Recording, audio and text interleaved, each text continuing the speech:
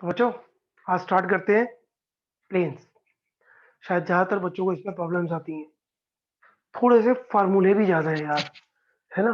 अच्छा, पहली बात आता है ये प्लेन। तो हमने तो पढ़ा था ये प्लेन है भाई, दिख रहा है बिल्कुल चिकना प्लेन, है ना? लेकिन मैथमेटिकली यार ये तो 2 डायमेंशनल प्लेन है। इसमें तो खाली लेंथ और ब्रेड्थ है, वैसे नहीं, हल्की सी डेप्थ है इसकी। जहाँ डेप्थ आ गई 3 डायमेंशनल हो गया। तो इसकी कई टाइप की डेफिनेशंस बनती हैं। मैं उसमें ज्यादा डेप्थ में जाना नहीं चाहता। मैं कहता हूँ यार ये कि 2 डायमेंशनल प्लेन है, इसे परपेंडिकुलर ड्रॉ कर दो, हो गई हाइट, चल भाई बन गया 3 dimensional plane. But exact definition जब ये टॉपिक खत्म हो जाएगा तब समझाऊंगा। पहले आता है यार ये प्लेन की डेफिनेशन एग्जैक्टली, प्लेन की बेसिक इक्वेशंस क्या क्या है। मैंने आपको बताया था vector R X Y plus Y J plus Z K. और इसके अंदर सबसे इंपॉर्टेंट है एक वर्ड, जिसको बोलते हैं normal to the plane. Plane के अपने कोई डायरेक्शन रेशियोज नहीं होते। प्लेन के ऊपर एक परपेंडिकुलर होता है, एक लाइन होती है जो परपेंडिकुलर टू प्लेन होता है, उसको बोलते हैं नॉर्मल टू द प्लेन। उसके डीआरस होते हैं, राइट? तो बेसिक इक्वेशन प्लेन की नंबर डालते जाना, मैं नहीं डालूंगा, आप डालते जाना कौन कौन सी कितनी कितनी फॉर्म्स है। मैं कहता हूं बेसिक इक्वेशन है R dot N equal to capital D. Practically vector R क्या है? X I Y J Z K. और ये नॉर्मल वेक्टर है ना, ये डॉट, नॉर्मल वेक्टर को बोलते हैं हम ए आई बी जे सी के इक्वल टू डी। यार दो वेक्टर है, इनका डॉट प्रोडक्ट क्या आएगा? कांस्टेंट ही आएगा, सिंपली अ कांस्टेंट। एक मिनट रुको, ब्राइटनेस थोड़ी कम है।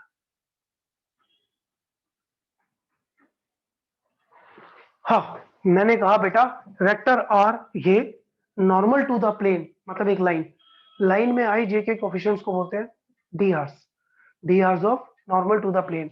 ये भी एक वेक्टर, ये भी एक वेक्टर, इनका डॉट प्रोडक्ट एक कांस्टेंट, एक नंबर।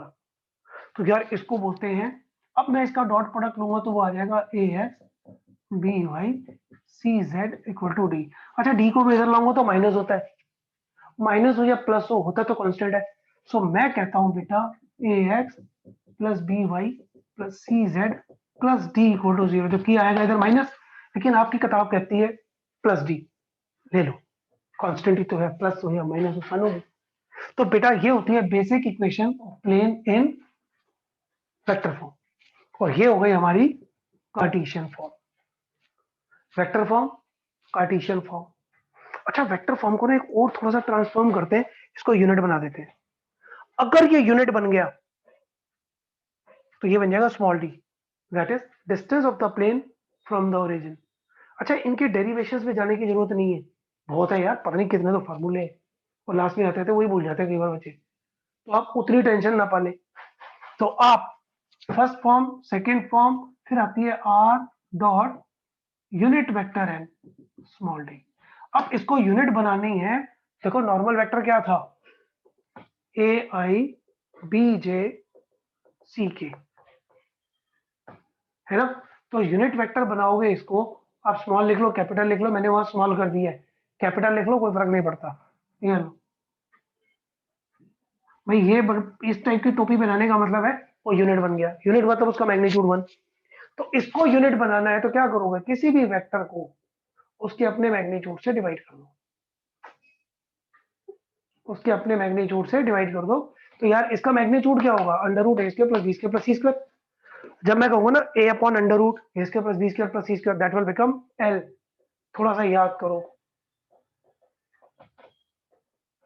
बेटा, जब अंडर रूट ए square plus B square plus सी स्क्वायर को ये अपॉन अंडर रूट, ये अपॉन अंडर रूट, ये upon under root, a upon under root होता है L, B upon under root m, c upon under root n, ठीक है? But now अब ये वाला डी क्या होगा? Distance of the plane from the origin. लेकिन कंडीशन क्या है? ये यूनिट होना चाहिए। अगर भाई मेरे पास ही आ जाता, चलो अभी देखते हैं इसको हम, मैं इसको, ये हो गई थर्ड फॉर्म।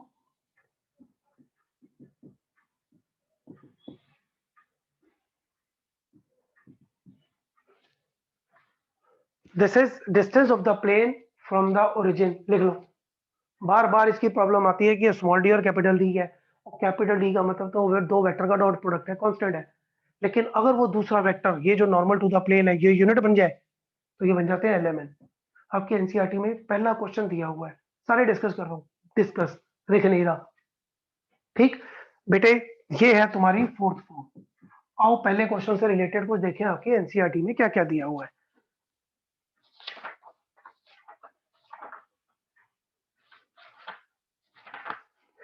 अच्छा पहला दिया हुआ है, जैसे मैं इसके अंदर पहले वर्क कर देता हूं आपको। Third part 2x plus 3y, 2x plus 3y minus z equal to 5। अब बताओ आपको लगता है ये distance of the plane from the origin है ना? क्यों नहीं है? क्योंकि बेटा ये यूनिट वेक्टर नहीं है, इन तीनों के स्क्वायर का सम 1 नहीं है। अच्छा उसमें कन्वर्ट कर सकते हैं। कहता पहले तो यार इसको ही बताओ ये क्या है। कहता है इसका मतलब इसका जो vector r dot 2i 3j minus के इक्वल टू 5। वेक्टर r क्या होता है, xi plus Y J plus Z के। इधर ये लिखोगे डॉट करोगे इससे तो ये आ जाएगा। तो इसका मतलब ये क्या है, normal to the plane 2i 3j minus K. अब नॉर्मल टू द प्लेन है तो डी किसके होते हैं, प्लेन के कोई डी नहीं होते, डी होते हैं नॉर्मल टू द प्लेन के। So d of normal to this plane are 2 3 minus 1। और ये तो एक कांस्टेंट है, इधर रखो उधर रखो मेरे को कोई फर्क नहीं पड़ता, ना आपको फर्क पड़ना चाहिए।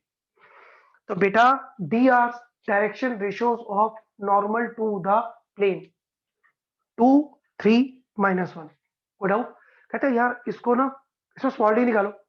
मतलब स्मॉल डी का मतलब distance of the plane from the origin. उसके लिए मुझे इसको यूनिट बनाना पड़ेगा। इसको यूनिट कैसे बनाएंगे यार, मैं नहीं बता रहा। 4 प्लस 9 कितना होता है, 13 plus 1 14, 2 upon root 14 I, 3 upon root 14 J, K upon root 14। तो ये बन गया अब यूनिट वेक्टर। तो यार ये तो यूनिट बन गया, इसका मतलब आपने इसको डिवाइड किया रूट 14 से। तो मैं इसको उस फॉर्म में ले जा रहा हूं। क्या होती है वो फॉर्म? कहते हैं यार R R dot this 2 upon root 14 I, 3 upon root 14 J, K upon root 14 equal to 5 upon root 14। तो बेटा अब ये नॉर्मल टू द प्लेन है बट यूनिट वेक्टर है। तो इसका मतलब ये बन गया एल, ये बन गया एम, ये बन गया एन, और ये 5 अपॉन रूट 14 बन गया स्मॉल डी। अभी ये कैपिटल डी था, अब ये स्मॉल डी बन गया। तो स्मॉल डी बनाने के लिए एल एच एस जो एक्स वाई जेड वाई का टर्म्स है उसके कॉफिशिएंट का स्क्वायर का सम करके डिवाइड कर दो, उधर भी इधर भी। तो इट विल कन्वर्ट टू, बेटा इसको ए बी सी को एलिमेंट बनाना है तो this upon under root, this upon under root, this upon under root, this upon same under root, divide both sides by under root A square plus B square plus C square. बहुत बच्चों को confusion हो रहा था। अच्छा एक example दिया हुआ, उसमें थोड़ा प्लस माइनस का लफड़ा है इसमें। आओ मैं बता दूं आपको। देखो बेटे एग्जांपल नंबर है,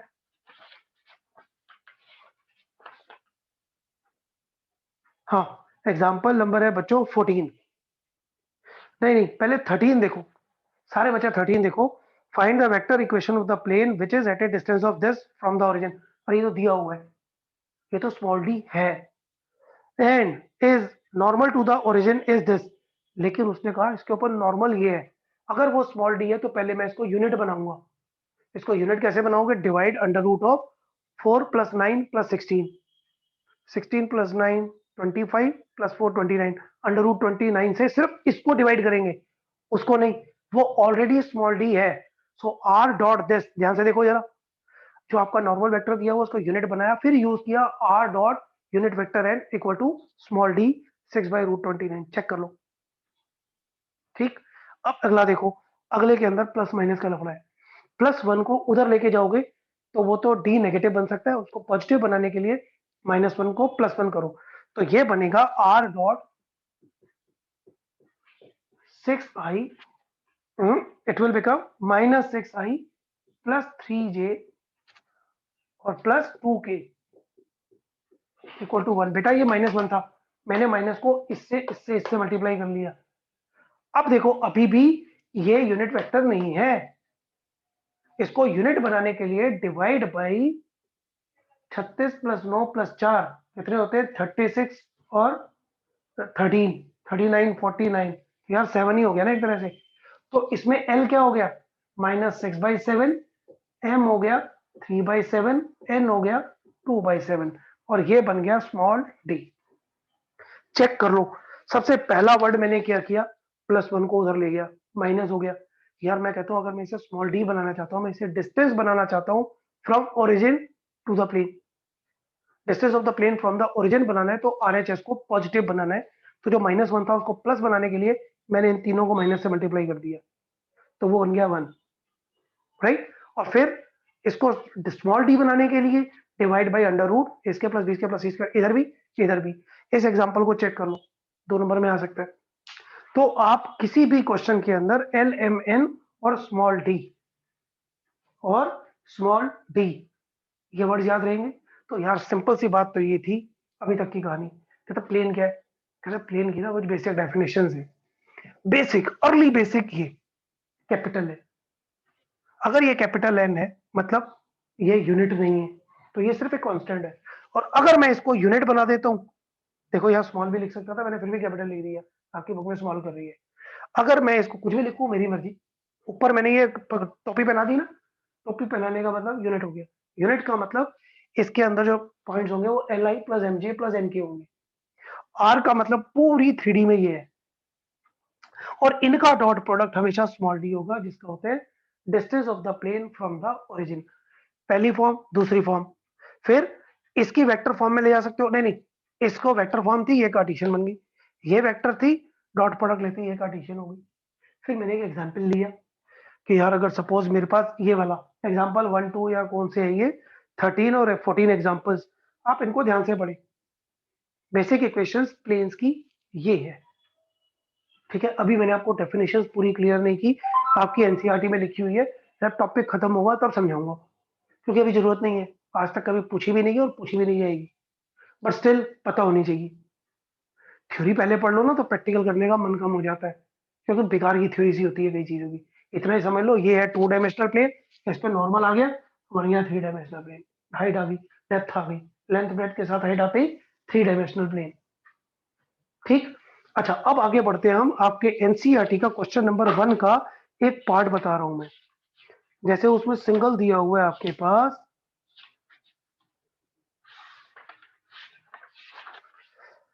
जैसे बेटा z equal to 2,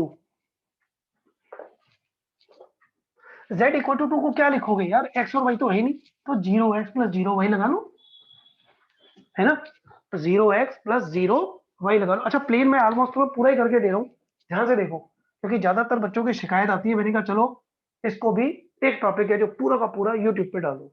let us सी क्या है हमारे पास, z इक्वल टू 2, इसको लिखो 0x 0y plus z equal to 2।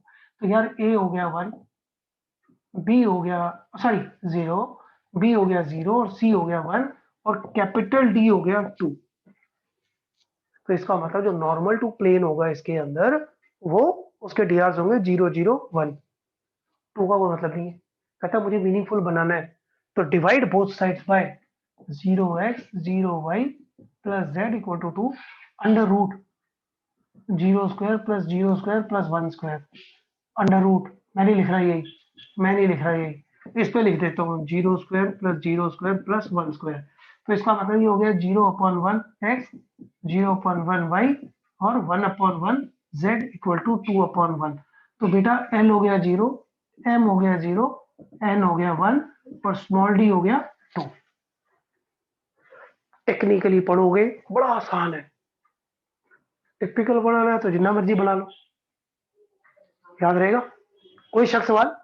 अच्छा इसका लास्ट पार्ट देखो, 5y प्लस 8, तो आप इसको क्या लिख सकते हो, 5y इक्वल टू -8। मैं कहता हूँ इसको पॉजिटिव बनाओ वरना फिर घपला है। सो -5y equal to 8, 0x -5y 0z, फिर डिवाइड बाय अंडर रूट 0 का स्क्वायर -5 का स्क्वायर फिर 0 का square under root zero square, तो बेटा 0/5, यार 0 तो 0 ही हो गया ना, -5 से डिवाइड किया तो y plus 0/5 z equal to 8/5। तो ए बन गया, l हो गया 0/5 0, m हो गया -1, n हो गया 0 और स्मॉल d हो गया 8/5। थोड़ा चेक करते रहना, मैं जमा हटाई गलती कभी कभी कर जाता हूँ, राइट, थोड़ा ध्यान रखो। तो मैंने अभी तक आपको बेसिक बेसिक बातें बताई, क्लियर है। तो बेटे क्वेश्चन ये था, पहले चाहो तो 0x प्लस 0z प्लस 8 करो, फिर 8 को उधर ले जाओ, 8 को पॉजिटिव बनाओ, divide both sides by under root A square plus B square plus C square, इसके चारों पार्ट्स कर लो। अच्छा, अब एक होता है वेक्टर को कार्टेशियन, तो कार्टेशियन को वेक्टर में स्विच करना, यार कुछ नहीं होता। जैसे क्वेश्चन नंबर 3 है आपके पास, ध्यान से देखो क्वेश्चन नंबर 3, उसमें R dot something I plus J minus के इक्वल टू 2। मैंने पता क्या किया, आर का मतलब तो यही होता है ना, X I plus Y J plus Z K, तो इनका डॉट प्रोडक्ट लोगे, डॉट प्रोडक्ट लोगे तो क्या बन जाएगा, X plus Y minus Z equal to 2। मैं कुछ नहीं करता, मैं कहता हूँ आर डॉट को उड़ा, आई जे के का नाम एक्स वाई जेड कर दूं। जैसे थर्ड पार्ट है, उसमें आर डॉट को भूल जाओ, आई जे के का नाम एक्स वाई जेड करो, भूल क्या जाओ, लिख देना ना, आई वेक्टर आर का मतलब x I plus Y J plus Z के डॉट प्रोडक्ट याद है, आई आई का कोफिशिएंट प्लस जे जे का कोफिशिएंट प्लस के का कोफिशिएंट इक्वल टू जो है वो है। तो थर्ड पार्ट में क्या बनेगा, आर डॉट मैंने कैसे रखा, मैंने तो सेकंड्स में करना होता है ना, एस माइनस 2t आई की जगह X plus 3 minus T bracket के बाहर Y plus 2s plus 3z equal to 15, right. तो आपके पास वेक्टर से कार्टेशियन जाना है, और कार्टेशियन से वेक्टर आना है तो और भी आसान है यार। मान लो 3x 2y plus Z equal to 9, इसको मैं लिखता हूँ आर डॉट, मेरे को बड़ा सिंपल है, आर डॉट, ये एक्स वाई जेड का नाम आई जे के कर दो, 3i 2j प्लस के इक्वल टू 9। वेक्टर को कार्टेशियन में ले जाना है तो आर डॉट को उड़ा के आई जे के का नाम एक्स वाई जेड, और एक्स वाई जेड की टर्म कार्टेशियन में वेक्टर में लाना है तो पहले आर डॉट लगाओ, एक्स वाई जेड की जगह आई जे के लिख लो। इसको इसमें स्विच करना थोड़ी स्पीड से आना चाहिए, जैसे हमने लाइंस में किया था, वेक्टर को कार्टेशियन में, कार्टेशियन को वेक्टर में, प्लीज ये स्विचिंग चार पांच क्वेश्चन लिख लो, ताकि हाथ इतना सेट हो कि ये लल्लू सा क्वेश्चन जो इस साल बोर्ड में आने वाला है बड़े आराम से अटेम्प्ट कर जाओगे और एंजॉय भी करोगे। क्वेश्चन नंबर 2 देखो, क्वेश्चन नंबर 2 क्या है, find vector equation of a plane. Vector form क्या थी, r dot N equal to capital d, या r dot unit vector N equal to small d. ये कहता है स्मॉल डी दिया हुआ है 7, तो इसका मतलब पहले जो वेक्टर गिवन है उसको यूनिट बनाओ। क्या करोगे, आर डॉट, इसको यूनिट कैसे बनाओगे, divide by under root 9 plus 25 plus 36, 3 का स्क्वायर 5 का स्क्वायर माइनस 6 का स्क्वायर, अब कितना हुआ 36 25 और 9 29 34 अंडर रूट 60 70, जो 70 हो गया शायद। तो R dot this vector upon under root 70 equal to 7, 7 के नीचे डिवाइड नहीं करेंगे, वो गिवन है, small D is given, normal vector given है, उसको पहले यूनिट बनाओ, आर डॉट पहले यूनिट बनाओ इक्वल टू 7। पहले 3 क्वेश्चन हो गए, आज इतना ही, कल फिर 3, फिर 3, और धीरे धीरे प्लीज एक लिस्ट बना लो फार्मूलों की, जैसे मैंने पहले बताया, लिस्ट एक अलग पेज पे बना के रखोगे ना, ऐसे रिकॉल होता है सारा, होगा उसको जो हैंड टू हैंड थोड़ा थोड़ा रोज रोज पढ़ रहा है। कल फिर डालूंगा 3 4, फिर 3 4, 3 4 क्या, कल 6 डाल दूंगा, परसों 6 डाल दूंगा, ये एनसीईआरटी निपट जाएगी। फिर इसकी मिसलीनियस सारे एग्जाम्पल्स 15 20 प्लेन्स, गारंटी है, वारंटी नहीं गारंटी है, प्लेन्स आ जाएगा, साथ साथ पढ़ोगे तब। Bye bye.